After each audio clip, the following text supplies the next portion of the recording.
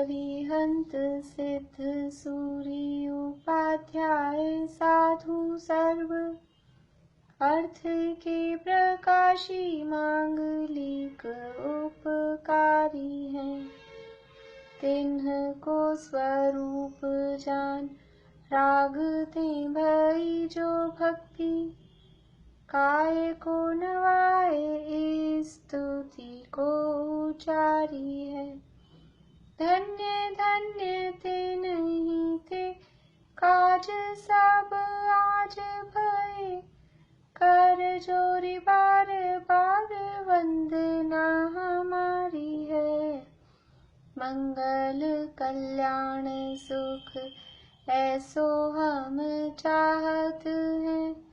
हो मेरी ऐसी दशा जैसी तुम धारी है। हो मेरी ऐसी दशा जैसी तुम धारी है।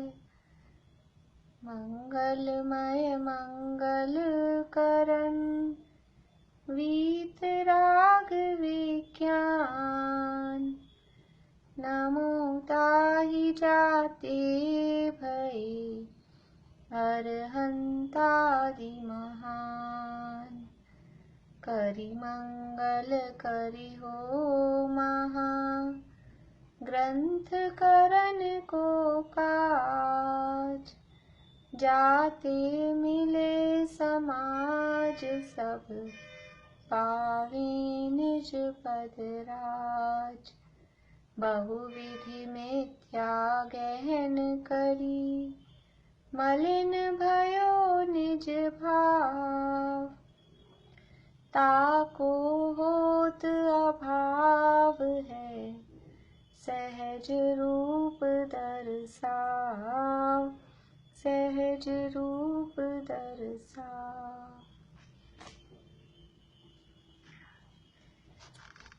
मोक्षा प्रकाशक का 5वां अधिकार अपना चल रहा है और यहाँ पर पेज नंबर 137 137 अन्य मतों से जैन मत की तुलना। कल तक अन्य मतों की चर्चा हुई। अन्य मत में बहुत सारे जो षट दर्शन भारतीय दर्शनों में चलते हैं, चारवाक, बौद्ध, जैमिनीय और सांख्य, न्यायिक, वैशेषिक, इन सब की चर्चा, अद्वैत ब्रह्म, ये सारी चर्चा हुई। अब अन्य मतों से जैन मत की तुलना कर रहे हैं कि कंपैरेटिव स्टडी कर रहे हैं कि वहाँ क्या है और यहाँ क्या है, इस तरह की बात कर रहे हैं। देखिए 137 नंबर पेज है। जैन मत में एक वीतराग भाव के पोषण का प्रयोजन है। सो कथाओं में, लोकादि के निरूपण में, आचरण में व तत्वों में जहां तहां वीतरागता की ही पुष्टि की है।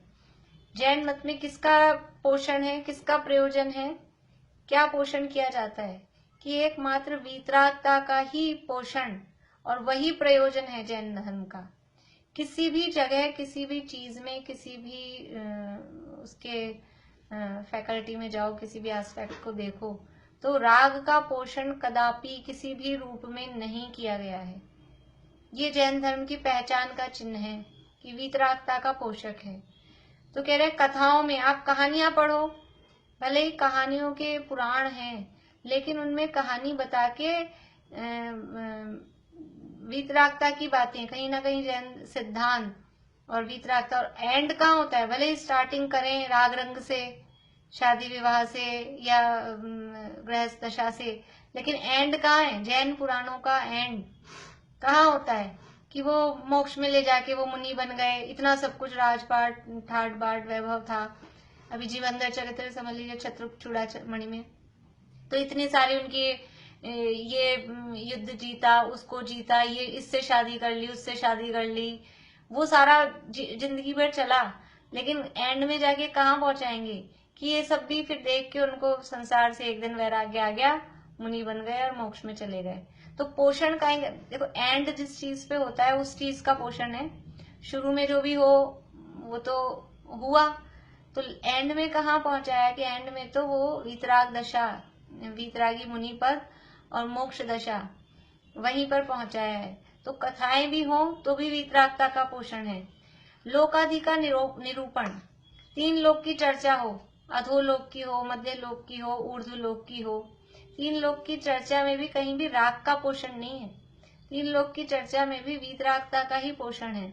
वो सुमेरु पर्वत की चर्चा करेंगे तो आत्मा की सुमेरु पर्वत से तुलना करेंगे, और लोक की रचना का वर्णन करेंगे तो अकृत्रिम चैत्यालय आदि का वर्णन बात बताएंगे, या फिर कहीं भी जीव सब जगह जाके आया लेकिन सुख वहां नहीं है, सुख तो अपनी आत्मा में ही है। देवगति की चर्चा करेंगे तो देवों में भी सुख नहीं है, सामग्री में सुख नहीं है, ऐसी बात बताएंगे। तो 3 लोक के निरूपण में भी वीतरागता का पोषण है।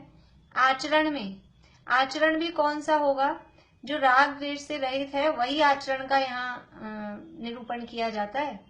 हिंसक, जिसमें हिंसा होती हो या राग द्वेष होते हो, ऐसा कोई आचरण नहीं बताया जाता है। वह तत्वों में 7 तत्व देख लें, 6 द्रव्य देख लें।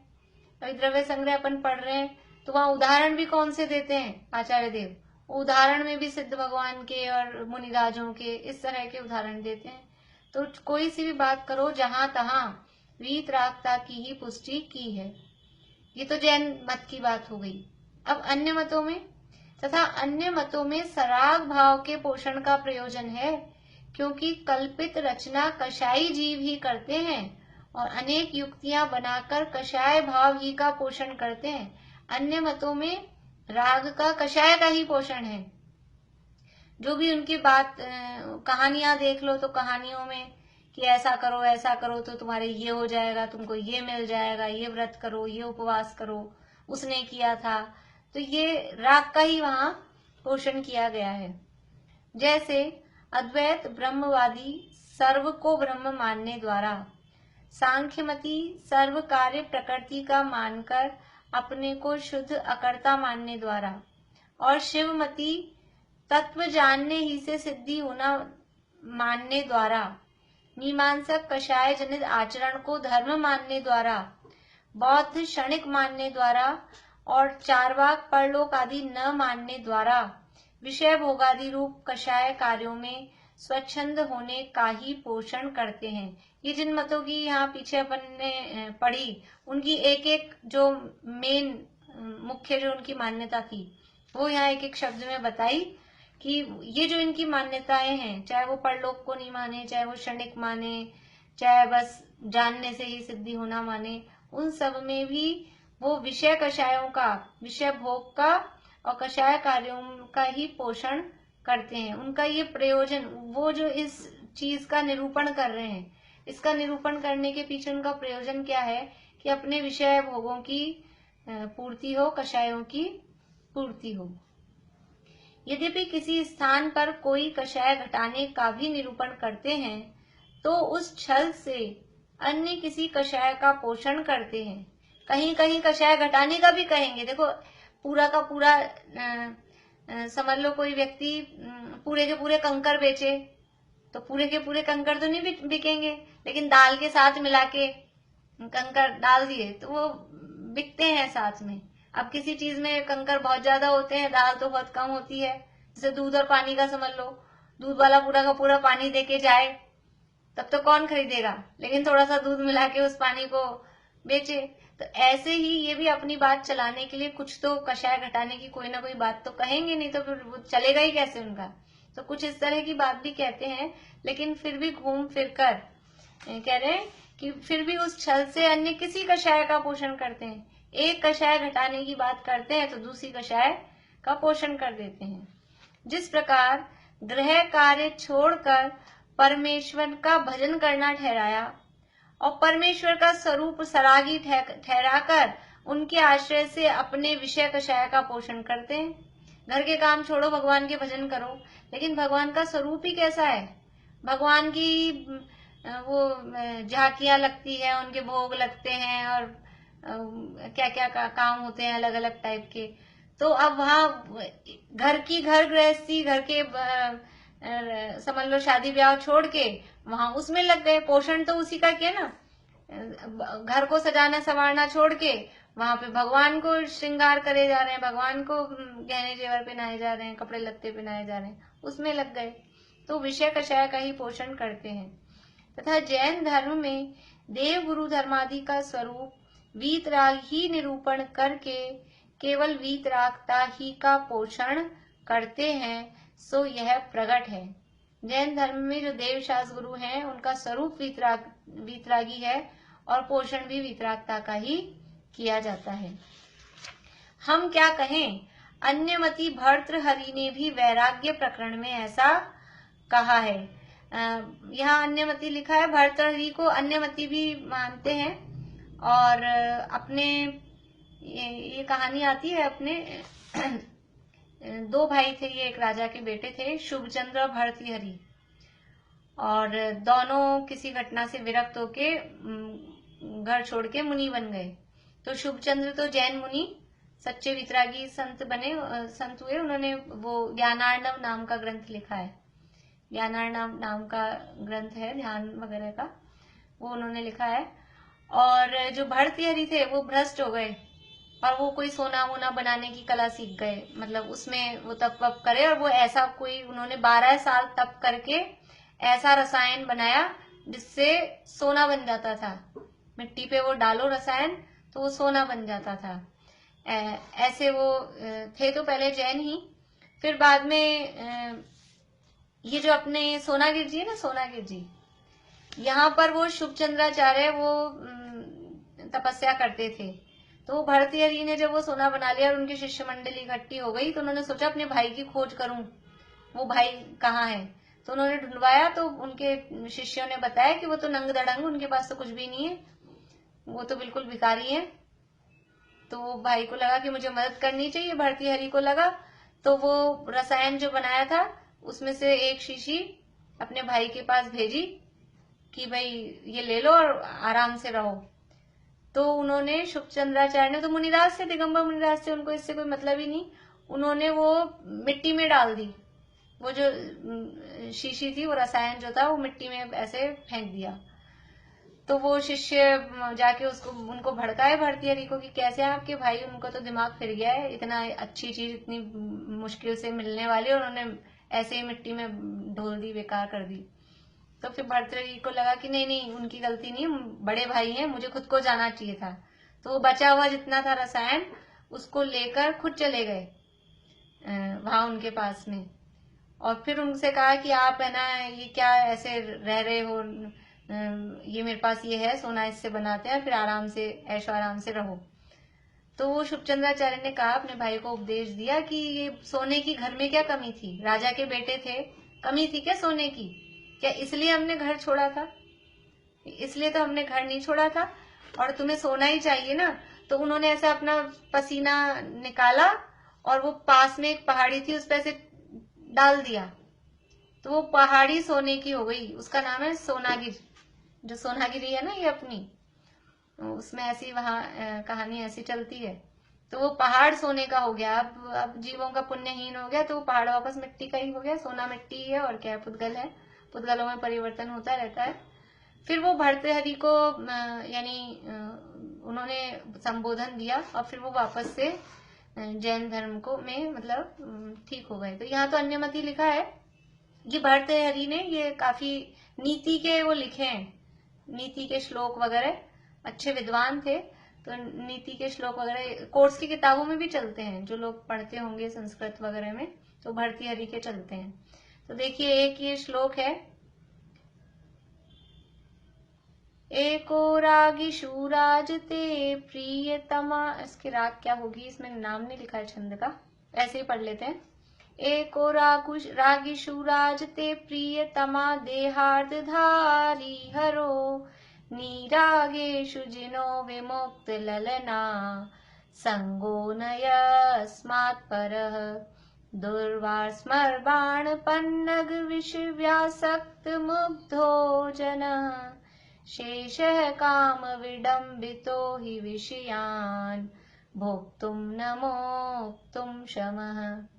एको रागिषु राजते, रागियों में एक राजता है यानी सुशोभित होता है, यानी अगर रागी देखें, सब दुनिया में जितने भी रागी जीव हैं उन रागी जीवों में सबसे प्रमुख कौन है? एको राजते मतलब एक प्रमुख कौन है? प्रियतम देह अर्धधारी हरो, जिसने अपनी प्रियतमा मतलब अपनी पत्नी को देहार्ध आधे शरीर में धारण कर रखा है। ऐसा कौन है कि वो हर यानी शिव। तो वो शिव जी ने वो पार्वती को अपने आधे अंग में, अर्धनारीश्वर बोलते हैं ना, आधे अंग में उन्होंने उसको धारण कर रखा है। तो रागियों में तो अगर प्रमुख है, कोई प्रधान है, तो वो है शिव। ये है इसका भाव लाइन का। कि नीचे अर्थ भी दिया हुआ है फुटनोट में। रागी पुरुषों में तो एक महादेव शोभित होता है, जिसने अपनी प्रियतमा पार्वती को आधे शरीर में धारण कर रखा है। और नीचे फिर दूसरी लाइन, निरागेशु जिनो, और निराग यानी राग से रहित वीतरागियों में जिन प्रमुख हैं। जिन किसे कहते हैं? जिन का मतलब है जिनेंद्र भगवान। और जिन किसे कहते हैं? कि जिसने मोह राग द्वेष और इंद्रियों को जीता, जिसने जीता, जीतने वाले को जिन कहते हैं। तो किसको जीता? कि ये मोह राग द्वेष 5 इंद्रिय के विषय, इंद्रियों को, इनको जिसने जीता है वो जिन है।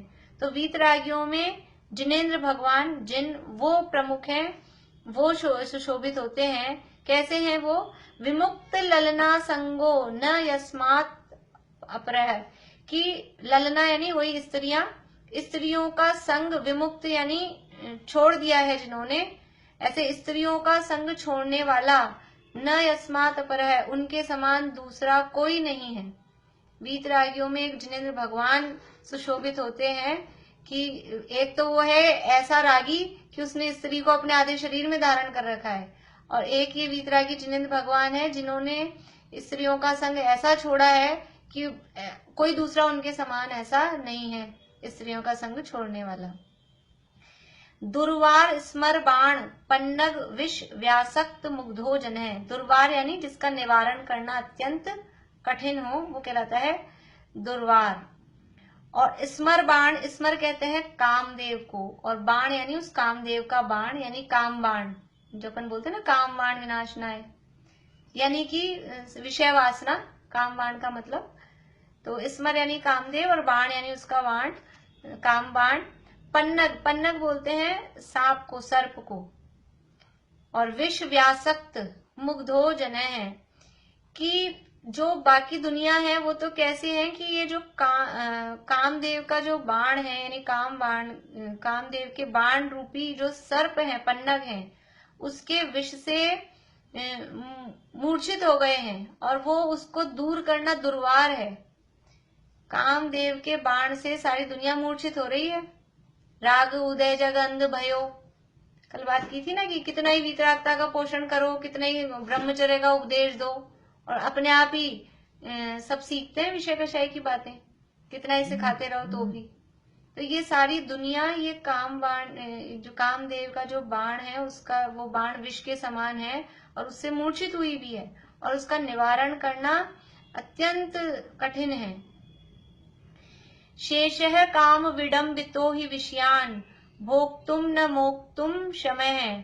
और स्थिति क्या है उनकी कि काम विडम्बितो, वो काम की वेदना से इस तरह से ऐसी उनकी स्थिति हो रही है। विडम्बना, विडम्बना का मतलब है क्या करें, क्या करें कि ना तो उन विषयों को वो भोक्तुम शमः, ना तो उनको भोगने में समर्थ हो पा रहे हैं। क्षमः यानी समर्थ होना, ना तो उनको भोगने में समर्थ हो पा रहे हैं, और न मोक्तुम शमः, न उसको छोड़ पा रहे हैं। मोक्तुम यानी छोड़ना, भोक्तुम यानी भोगना।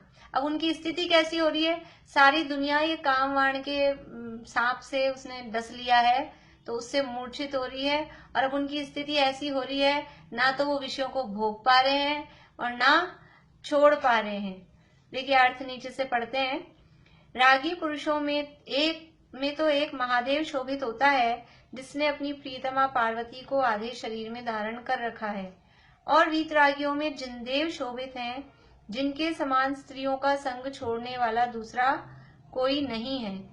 शेष लोग तो दुर्निवार कामदेव के बाण रूप सर्पों के विष से मूर्छित हुए हैं, जो काम की विडंबना से न तो विषयों को भली भांति भोग ही सकते हैं और न छोड़ ही सकते हैं। ऐसी विडंबना। काम का अर्थ अकेला स्पर्शन इंद्रिय का विषय तो काम है ही है, लेकिन काम में पांचों इंद्रियों के विषय भी काम में शामिल होते हैं। तो पंच इंद्रिय के विषयों में जीव ऐसा हुआ है, जैसे मतलब ऐसी स्थिति होती है ना, अपन लोग भोजन के संबंध में समझ लो, हम भोजन को इस शरीर की स्थिति ऐसी है कि जो चाहे वो खा नहीं सकते हैं, पचाने की ताकत नहीं है पेट में दर्द हो जाता है, गैस बन जाती है, न दुनिया भर की समस्याएं। तो ना तो उनको टोटली अच्छे से भोग पा रहे हैं, और ऐसी स्थिति भी नहीं है कि भोजन छोड़ ही दें, खाना ही बंद कर दें, वो भी स्थिति नहीं है। ऐसी विडंबना, ये विषयों की ऐसी विडंबना है, ना तो भोग ही पा रहे हैं, ना पूरी छोड़ ही पा रहे हैं, ऐसी स्थिति है। और यहाँ तो कामदेव की मुख्यता से स्पर्शन इंद्रियजन्य विषय की मुख्यता से की है बात, लेकिन पांचों इंद्रिय के विषयों की ऐसी स्थिति है। देखिए वापस यहाँ इस श्लोक के नीचे, इसमें सरागियों में महादेव को प्रधान कहा और वीतरागियों में जिनदेव को प्रधान कहा है। यानी ये बहुत स्पेशल बात है। ये अगर वो जैन धर्म को नहीं जानता होता, नहीं मानता होता, तो वो कैसे लिख सकते थे? और उस समय वो अन्यमती थे ना, तब भी उन्होंने ये बात लिखी है। ये अन्यमती वाले ही वैराग्य प्रकरण है, तो नीति के श्लोक लिखे हैं कि जिनदेव हैं वो वीतरागियों में प्रमुख हैं। तथा सराग भाव और वीतराग भावों में परस्पर प्रतिपक्षीपना है। प्रतिपक्षी मतलब दोनों अपोजिट हैं। सराग भाव और वीतराग भाव दोनों अपोजिट हैं। यह दोनों भले नहीं है, परंतु इनमें एक ही हितकारी है और वह वीतराग भाव ही है। सराग भाव और वीतराग भाव दोनों भले कैसे हो सकते हैं? क्योंकि दोनों में 36 का आंकड़ा है, दोनों एकदम अपोजिट है, तो इनमें से अच्छा तो एक ही होगा। और वो अच्छा कौन है? कि वीतराग भाव ही भला है, सरागता हितकारी नहीं है। तो वह वीतराग भाव ही है जिसके होने से तत्काल आकुलता मिटने से स्तुति योग्य होता है। पेज नंबर है 138। वीतराग भाव से क्या होता है? वीतराग भाव से आकुलता मिटती है। एक तो ये लाभ, सबसे बड़ा लाभ तो यही है कि आकुलता मिटती है और स्तुति योग्य हो जाता है, दुनिया में पूज्य होता है। जो वीतरागी होता है वो दुनिया में पूज्य हो जाता है। राग से पूज्यता नहीं आती है, वीतरागता से अपने आप पूज्यपना होता है। तो घर में भी कोई बच्चे ऐसे ना, 2 बच्चे हों और एक तो ऐसा हो कि लड़ लड़ के मुझे ये वाला चाहिए, मुझे ऐसा चाहिए, मुझे ये दिलाओ, मुझे वो दिलाओ, तो उसको अपन ज्यादा पूछते नहीं है, ये तो ऐसे लड़ लड़ के ले लेगा। और दूसरा ऐसा हो कि वो चुप रहे कि जो दे दो, जो दिला दो, नहीं भी दिलाओ तो भी चले, तो उसका ध्यान रखते हैं। क्यों? क्योंकि उसको ऐसा राग द्वेष नहीं है। और जो खुद ही रागी द्वेषी लड़ाई झगड़ा करे तो उसकी तो खुद भी आकुलित रहता है और दूसरे में ही मतलब लोक में उसकी पूज्यता भी नहीं होती है। जिससे आगामी भला होना केवल हम ही नहीं कहते, किंतु सभी मत वाले कहते हैं। ये जो वीतरागता से आगामी यानी भविष्य में भला होना हम ही नहीं कह रहे, सभी मत वाले ऐसा कहते हैं। सराग भाव होने पर तत्काल आकुलता होती है, निंदनीक होता है और आगामी बुरा होना भासित होता है। राग भाव रहेगा तो उस समय भी आकुलता, चाहे शुभ राग हो चाहे अशुभ राग हो, आकुलता तो होगी ही। राग भाव है क्योंकि ये आश्रव भाव है और इसलिए वो आकुलता का जनक ही है। देखो कहीं अपन पिक्चर देखने जा रहे हो मूवी हॉल और टाइम हो गया, 6 से 9 का शो है और अपने को बहुत तो दूर जाना है, ट्रैफिक का टाइम शाम को, और 5:30 घर पे ही बज गए और टिकट भी अब लेना है, तो कितनी आकुलता रहती है। तो वो तो अशुभ भाव है, वो जो आकुलता है। और हमें प्रवचन सुनने जाना है और 8:30 से प्रवचन चालू होता है और अपने को 5 मिनट पहुंचने में लगेंगे और 8:25 8:27 तो घर में ही हो गए, तब भी आकुलता होती है। आकुलता दोनों में ही हो रही है ना, दोनों में आकुलता। ये बात अलग है कि दोनों की आकुलता की वो टाइप, एक अशुभ रूप है एक शुभ रूप है, लेकिन है तो आकुलता ही। ये जो राग भाव है वो आकुलता का जनक है और उससे बुरा ही होता है। इसलिए जिसमें वीतराग भाव का प्रयोजन है ऐसा जैन मत ही इष्ट है।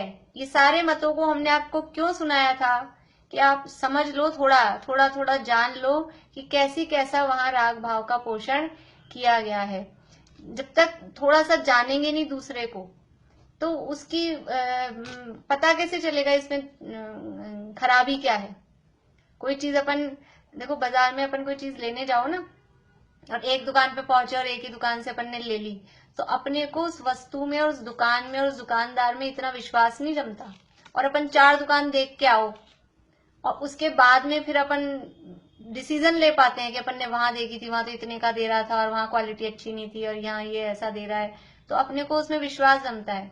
भक्तामर में वो श्लोक आता है, मन्ये वरम हरिहरादय एव दृष्टा दृष्टेषु येषु हृदयम त्वयितोषमेति, कि वो हरिहरादि देवों का देखना अच्छा है, उनको पहले देख आए, सब जगह घूम आए, फिर आपको देखा तो हम कंपैरिजन कर सक रहे हैं, तो हमको अब आप में संतोष आ रहा है। और पहले से आप में आ जाते तो ऐसे लगता है क्या पता वहां भी कुछ अच्छा मिल जाए, एक ही जगह से पहले सीधा खरीद लो ना, तो ऐसा लगता है अपन वहां भी तो देखते एक बार, और जगह भी तो देखते, ये मन में वो रह जाती है। इसलिए ये 5वां अधिकार लिखा है, तो दूसरे की निंदा करने के लिए, उनकी कमियां बताने के लिए नहीं, अपने को अपने जैन मत में श्रद्धान दृढ़ हो, इस उद्देश्य से कि हम कहीं इधर उधर भटक नहीं जाएं। और उस समय तो बहुत समझ लो चल भी रहे थे, तो कोई ऐसा नहीं हो कि अपने को इधर उधर श्रद्धा अपनी भटक जाए, तो इसलिए। और अब यहाँ कसौटी बता रहे हैं कि वहां सब जगह राग है और जैन मत में वीतरागता का प्रयोजन है, उसी का पोषण है। इससे निर्णय करना, किसी भी चीज का निर्णय वीतरागता के आधार पर फिर करना। तो जिनमें सराग भाव के प्रयोजन प्रकट किए हैं, ऐसे अन्य मत अनिष्ट हैं, इन्हें समान कैसे माने। तथा वह कहते हैं कि यह तो सच है, परंतु अन्य मत की निंदा करने से अन्य मती दुखी होंगे, विरोध उत्पन्न होगा, इसलिए निंदा किस लिए करें। हम उनकी बुराई करेंगे, उनको गलत बताएंगे तो वो दुखी होंगे, और वो दुखी होंगे और फिर विरोध उत्पन्न होगा, इसलिए हम क्यों करें, हम उनकी क्यों कमी बताएं, हम उनको क्यों बुरा कहें। निंदा करने का मतलब है कि हम जो उनको कह रहे हैं कि उनमें सराग भाव का पोषण है या ऐसा, तो हम क्यों कहें, ये बात कह रहे हैं। वहां कहते हैं, हम कषाय से निंदा करें व औरों को दुख उपजाएं तो हम पापी ही हैं। यानी हमको उनसे कोई ईर्ष्या हो, द्वेष हो, हम कषाय भाव से उनकी निंदा कर रहे हों और उनको दुख उत्पन्न कर रहे हों, तब तो हम पापी हैं, हम गलत कर रहे हैं। परंतु अन्य मत के श्रद्धान आदि से जीवों का अतत्व श्रद्धान दृढ़ हो, जिससे संसार में जीव दुखी होंगे, इसलिए करुणा भाव से यथार्थ निरूपण किया है कि अगर वो अन्य मत का श्रद्धान और दुनिया के जीव करेंगे तो वो वास्तव में उस अन्य मत के श्रद्धान से वो दुखी होंगे, संसार में रुलेंगे। इसलिए हमने ये यथार्थ निरूपण किया है। जैसे समझ लो कहीं कोई ऐसी कोई समझ लीजिए खाने पीने की कोई हो, कोई रेस्टोरेंट वगैरह हो, या सिंपल भी कोई सामान की दुकान हो, और यदि वो मिलावटी नकली माल बेच रहा हो, वास्तव में वो नकली माल बेच रहा है, मिलावटी सामान बेच रहा है। अब हम दुनिया दूसरे जो अपने जानकार हैं, जिनसे हमें स्नेह है, और सामान्य रूप से जिनको हम नहीं भी जानते हैं, लेकिन लोगों के प्रति अगर हमको ऐसा भाव आता है कि कोई ऐसा फंस नहीं जाए, किसी जगह अगर अपन धोखा खा जाएं तो ऐसा परिणाम आता है कि भाई और लोग इससे धोखा नहीं खाएं, तो यदि हम उसका कहें कि ये गलत निरूपण कर रहा है कि मिलावटी माल बेच रहा है, यदि ऐसा कहते हैं, तो ऐसा कहने से क्या हम गलत करते हैं। सच को सच बताना और दूसरों को कहीं आगे खड्डा है और फिर कहें कि देख के चल, भाई लोगों को हम कहें भाई खड्डा है ध्यान दो, तो ऐसा कहने से वो खड्डे की हम निंदा कर रहे हैं। अरे खड्डा है, लोग गिर नहीं जाएं, उसके लिए हम बता रहे हैं। ऐसे ही अन्य मत का श्रद्धान करने से तो जीव संसार में रुलेंगे और दुखी होंगे, इसलिए हम उनका दुखी नहीं हो, इस प्रयोजन से करुणा भाव से यथार्थ निरूपण किया है। करुणा भाव से, अत्यंत करुणा करके, कि कहीं कोई गलत रास्ते भटक नहीं जाए। कोई बिना दोष दुख पाता हो, विरोध उत्पन्न करे, तो हम क्या करें। अब वो गलत है व्यक्ति और हम दूसरों को सावधान कर रहे हैं, सचेत कर रहे हैं, और फिर दूसरा व्यक्ति उससे दुख पाए, तो हम क्या करें। देखो नीचे उदाहरण दिया बहुत अच्छा। जैसे मदिरा की निंदा करने से कलाल दुखी हो, मदिरा यानी शराब, और कलाल कहते हैं शराब बेचने वाले को। तो हम शराब की बुराइयां करें और उससे भी शराब के दुकानदार दुखी हो, तो क्या शराब को अच्छा बताने लग जाएं? अब क्या करें कि आप शराब की बुराई करते हुए सारे दुकानदार दुखी होते हैं और उनकी दुकान ठप हो जाएगी। आपने लोगों को नियम दिला दिया शराब मत पियो, तो वो दुखी होते हैं। तो करें कि नहीं करें? शराब को बुरा बताएं कि नहीं बताएं?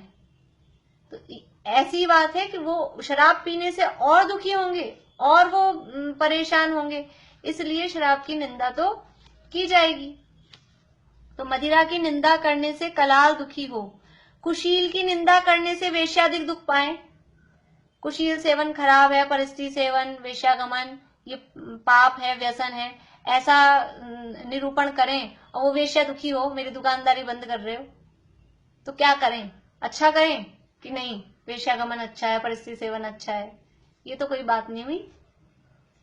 और खोटा खरा पहचानने की परीक्षा बतलाने से ठग दुखी हो, तो क्या करें? अब किसी को हम ऐसा सिखाएं कि आप पहचानो कौन सच्चा है कौन ठग है, ऐसा लोगों को शिक्षा दें, तो वो ठग दुखी हो कि आप तो मेरी रोजी रोटी पे लात मार रहे हो, ऐसा कहे, तो क्या करें? लोगों को सच सही बात बताना, उसमें कोई गलती नहीं है। इसी प्रकार यदि पापियों के भय से धर्मोपदेश न दें तो जीवों का भला कैसे होगा?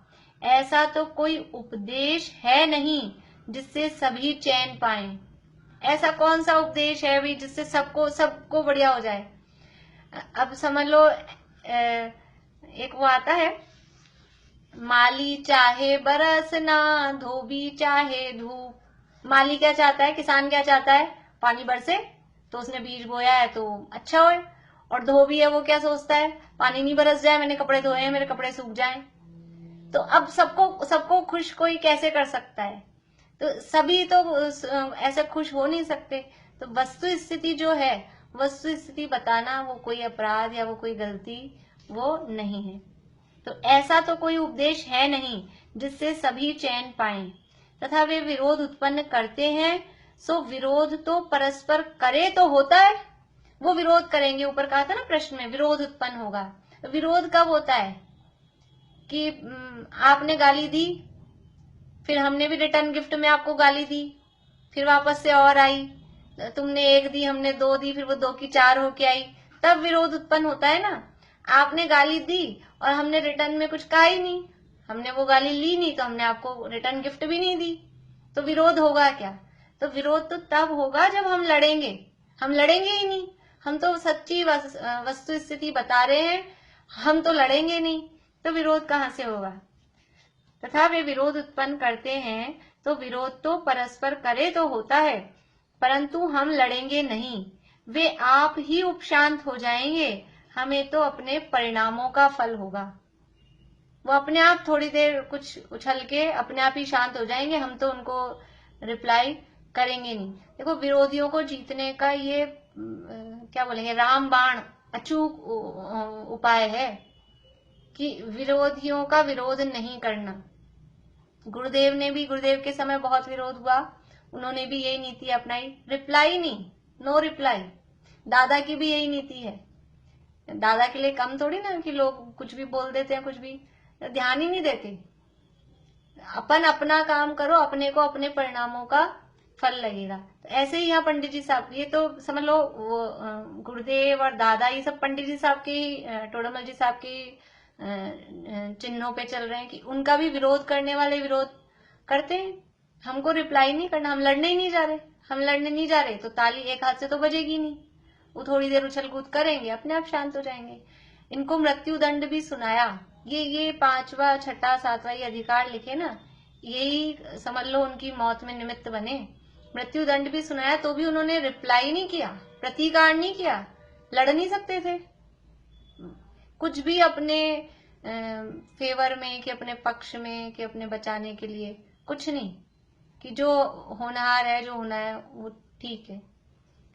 तो इसलिए हमें तो अपने परिणामों का फल होगा।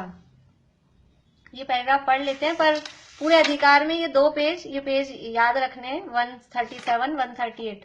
काफी अच्छा प्रकरण है, पूरे अधिकार का समझ लो ये। तथा कोई कहे प्रयोजनभूत जीवादि तत्वों का अन्यथा श्रद्धान करने से मिथ्या दर्शनाधिक होते हैं। अन्य मतों का श्रद्धान करने से किस प्रकार मिथ्या दर्शनाधिक होंगे? आपने तो पीछे कहा था मिथ्या दर्शन किसे कहते हैं, कि प्रयोजनभूत 7 तत्वों का अयथार्थ श्रद्धान करना या अतत्वों का श्रद्धान करना, उसका नाम मिथ्या दर्शन है। अन्य मत को मान रहे हैं तो मिथ्या दर्शन कैसे होगा? समाधान, अन्य मतों में विपरीत युक्ति बनाकर जीवादि तत्वों का स्वरूप यथार्थ भासित न हो, यही उपाय किया है। सो किस लिए किया है? जीवादि तत्वों का यथार्थ स्वरूप भासित हो तो वीतराग भाव होने पर ही महंतपना भासित हो।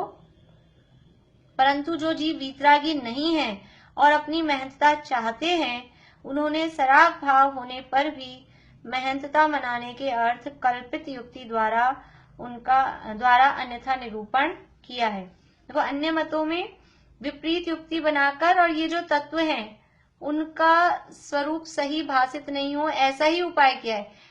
किसी भी धर्म में, किसी भी मत में ये आत्मा और शरीर भिन्न है, ऐसी बात ही सुनने को नहीं मिलती है। कोई कोई है, थोड़े करते हैं कुछ जैसे, लेकिन फिर भी वो मुंह से बोलते हैं, लेकिन वो आत्मा की फीलिंग वाली बात उनमें नहीं आती। कहेंगे ये शरीर पिंजरा है और पंछी उड़ जाएगा, इस तरह की बातें करेंगे, लेकिन फिर भी वो उसको फील करने वाली बात वहां पर नहीं मिलेगी। ये तत्वों को विपरीत स्वरूप बताकर ही वो निरूपण करते हैं। और जीवादि तत्वों का यथार्थ स्वरूप भासित हो तो वीतराग भाव होने पर ही महंतपना भासित हो। मतलब वीतराग भाव होने पर ही महंतपना, मतलब पूज्यपना, महानता, बड़ापन तब होता है। परंतु जो जीव वीतरागी नहीं है और अपनी महंतता चाहते हैं, वीतरागी तो हुए नहीं और हमको पूजो, हमको दुनिया पूजे, ऐसा चाहते हैं, तो उन्होंने सराग भाव होने पर भी महंतता मनाने के अर्थ कल्पित युक्ति द्वारा अन्यथा निरूपण किया है। उन्होंने सरागी होने पर भी केवल अपने पूज्यपने के लिए, मैं पूज्य हूं, इसके लिए वो कल्पित युक्ति द्वारा अन्यथा निरूपण किया है। वे अद्वैत ब्रह्मादि के निरूपण द्वारा जीव अजीव के और स्वच्छंद वृत्ति के पोषण द्वारा आश्रव संवर आदि के और सकषायी वत व अचेतन वत मोक्ष कहने द्वारा मोक्ष के अयथार्थ श्रद्धान का पोषण करते हैं। क्या बता रहे? प्रश्न क्या था कि आप तो 7 तत्वों के अन्यथा श्रद्धान का नाम मिथ्यात्व कह रहे हो, और यहाँ अन्य मतों का श्रद्धान करेंगे तो मिथ्यात्व कैसे होगा? तो अन्य मतों में 7 तत्व का अयथार्थ श्रद्धान किस प्रकार है वो बता रहे हैं कि अद्वैत ब्रह्म वाली जो कल्पना बताई, उससे तो जीव अजीव का अन्यथा निरूपण हो गया कि जीव कौन है, सबको भगवान के अंश कहा, जीव का स्वरूप ही नहीं समझ में आया, एक ही ब्रह्म का सब अंश है या उसी में मिलते हैं या वही है, ऐसा। और स्वच्छंद वृत्ति के पोषण द्वारा आश्रव और संवर आदि, आश्रव वन संवर निद्रा जो है, इनका स्वरूप विपरीत बताया कि शुभ राग को धर्म बता दिया, तो ये आश्रव तत्व का अन्यथा स्वरूप हो गया। और जब आश्रव का स्वरूप में विपरीतता है तो फिर आगे बंध में, संवर, निद्रा सब में विपरीतता है।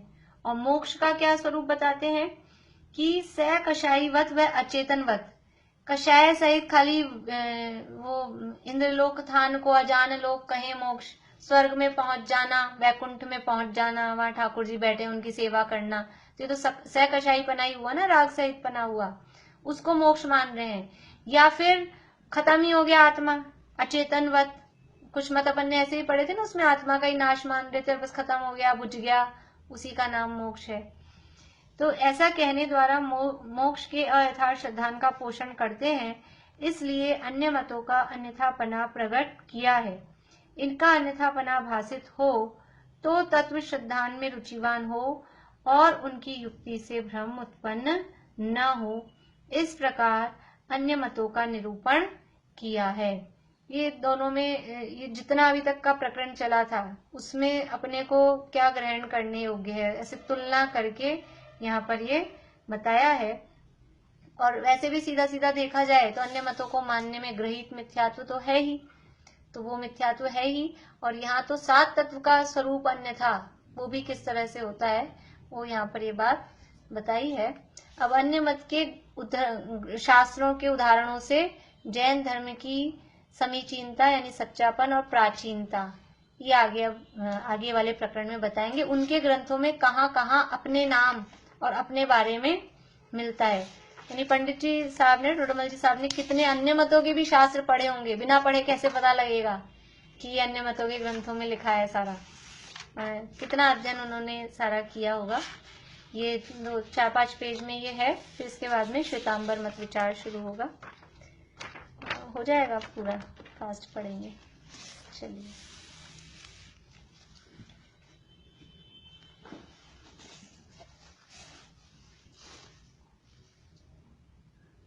नर तन विदारन मरन मारन मलिन भाव विलोक के दुर्गंधमय मल मूत्रमय नरकादि थल अवलोक के जिनके न उपजे जुगुप्सा समभाव महल मसान में वे श्रेयस कर श्री श्रेयांस विचरे ध्यान।